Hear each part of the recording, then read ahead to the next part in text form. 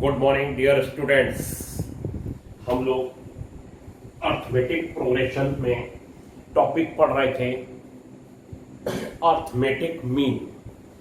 इसमें बच्चों 418 पेज पर एग्जाम्पल नंबर 4 है। If m arithmetic mean are inserted between 1 and 31 so that the ratio of the seventh and m minus 1th mean is 5:9, then find the value of m।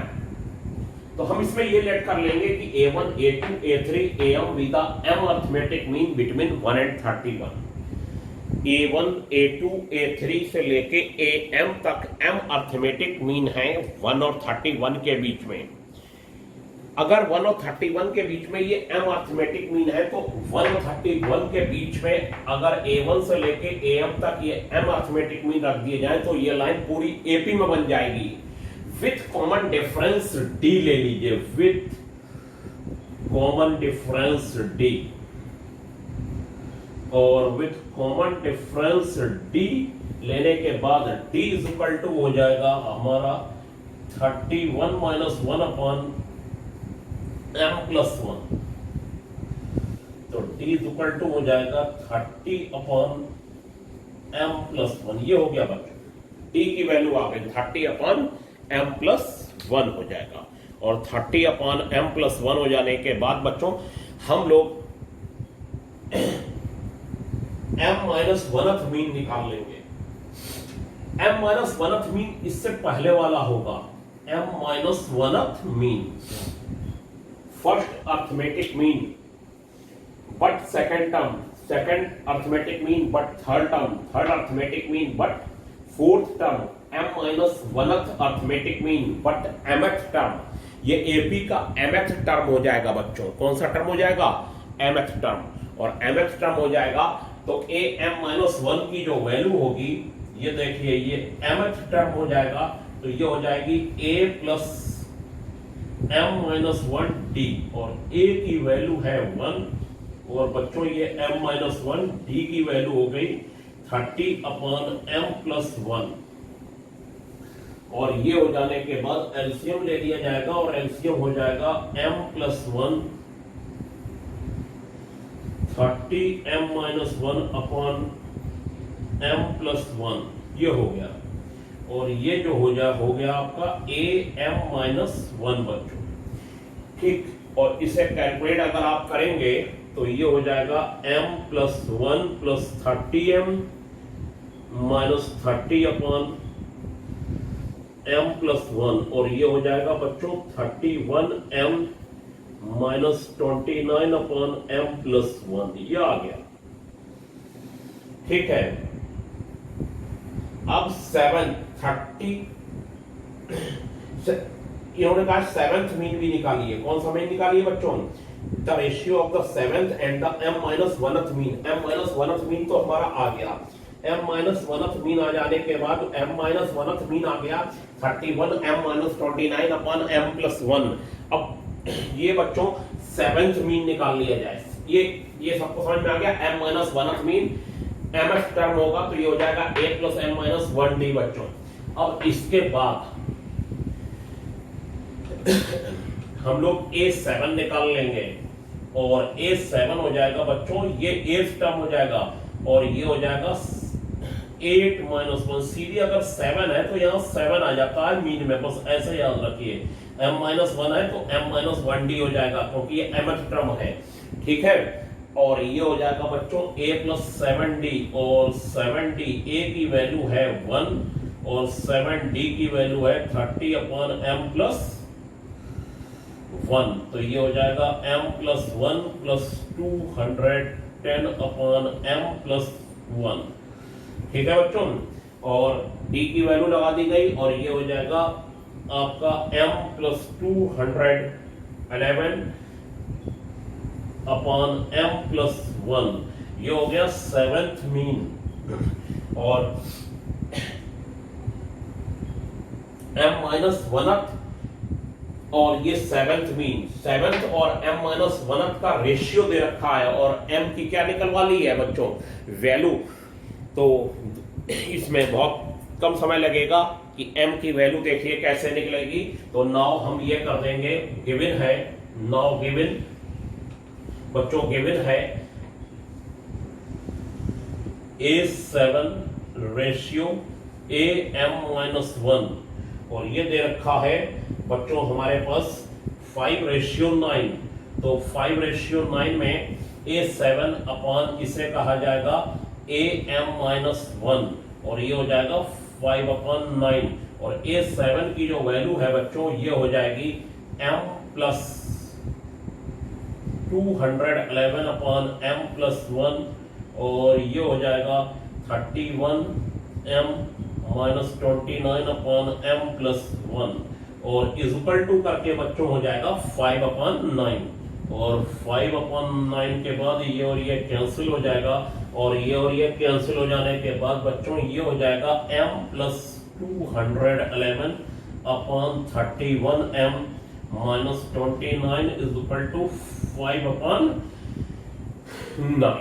अब cross multiply कर ली जाएगी बच्चों और m एक तरफ ले लिया जाएगा और बिना m वाले एक तरफ, और हम लोग किसकी वैल्यू पालेंगे, m की वैल्यू पालेंगे। ये बच्चों हो जाएगा 9m देखिए ये हो जाएगा 9m प्लस 9918 और ये हो जाएगा 155m माइनस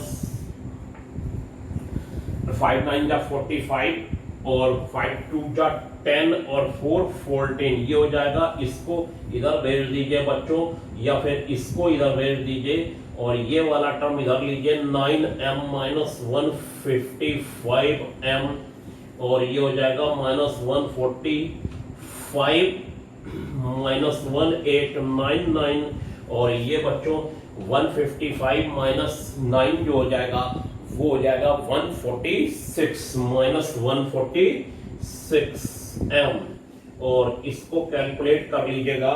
तो बच्चों जो m की वैल्यू ये हो जाएगा 2044 1899 को 145 तो 4 9 4 13 और 4 819 और ये 10 और ये 2044 हो जाएगा बच्चों और ये कैंसिल तो m की वैल्यू हो जाएगी 2044 अपॉन 146 यानी कि ये 14 हो जाएगा कैंसिल होके। तो बच्चों m की वैल्यू हो जाएगी 14। m की वैल्यू बच्चों 14 आ जाने के बाद इन्होंने जो मीन का रेशियो निकलवाया था उससे m की वैल्यू हम लोग 14 पा गए। ठीक है बच्चों, अब नेक्स्ट क्वेश्चन देखिए ध्यान से बच्चों। हाँ तो बच्चों अब एग्जाम्पल नंबर 5 है हमारे सामने और 5 में इन्होंने ये कहा है if x y z are in AP, x y z AP में है बच्चों, एक्स वाई जेड अगर एपी में है तो y minus x is equal to z minus y हो जाएगा, y minus x is equal to z minus y, second term minus first term is equal to third term minus second term हो जाएगा। अब इसमें बच्चों हमने क्या करा, y एक तरफ ले लिया है 2y हो जाएगा और x प्लस z हो जाएगा, 2y इज इक्वल टू बच्चों x प्लस z हो जाएगा और 2y is equal to x plus z हो जाने के बाद आगे पढ़ा जाए। इन्होंने कहा है a1 is the arithmetic mean between a1 is the arithmetic mean between y and z, y and z। तो बच्चों ये हो जाएगा a1 is equal to y plus z upon 2, ये 1 हो जाएगा और ये 2 हो जाएगा और a2 is the arithmetic mean between y and z, sorry a1 is the arithmetic mean between x and y दे रखा है बच्चों। तो ये हो जाएगा x एंड y, तो ये हो जाएगा यहाँ पर x प्लस y अपॉन 2। ठीक है बच्चों, ये सेकंड इक्वेशन हो गई। a1 x और y का अर्थमेटिक मीन है तो a1 is equal to x plus y upon 2 हो जाएगा बच्चों।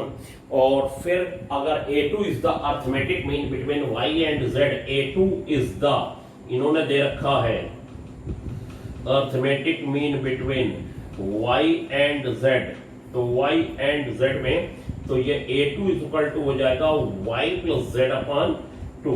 और ये थर्ड नंबर की बच्चों इक्वेशन हो जाएगी। इन्होंने कहा है देन प्रूव दैट a1 और a2 का अर्थमेटिक मीन y है। तो अर्थमेटिक मीन पहले अर्थमेटिक पहले तो ये समझ लीजिए ये एपी में है तो ये तो ऐसे हो गया बच्चों। और a1 x और y का अर्थमेटिक मीन है तो x plus y upon two a1 हो जाएगा। ये अर्थमेटिक मीन निकालने का सिंगल अर्थमेटिक मीन निकालने का मेथड होता है। और a2 अगर y और z का अर्थमेटिक मीन है तो ये सिंगल अर्थमेटिक मीन निकालने का मेथड होता है बच्चों।